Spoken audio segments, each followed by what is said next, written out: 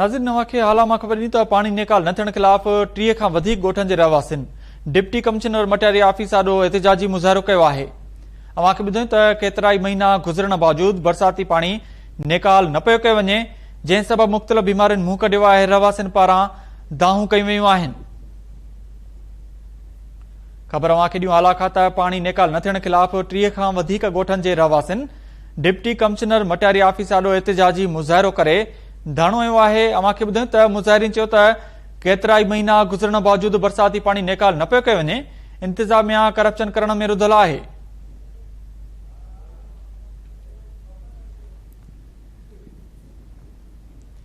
आम ख़बर अवांखे ॾियूं आला खां त पाणी निकाल न थियण ख़िलाफ़ 30 खां वधीक ॻोठनि जे रहवासियुनि डिप्टी कमिश्नर मटियारी ऑफिस ॾाढो धरणो हयो आहे। मुज़ाहिरीन चयो त केतिरा ई महीना गुज़रण बावजूद पाणी निकाल न आहे थियो, जंहिं सबबि मुख़्तलिफ़ बीमारियुनि मुंहुं कढियो आहे।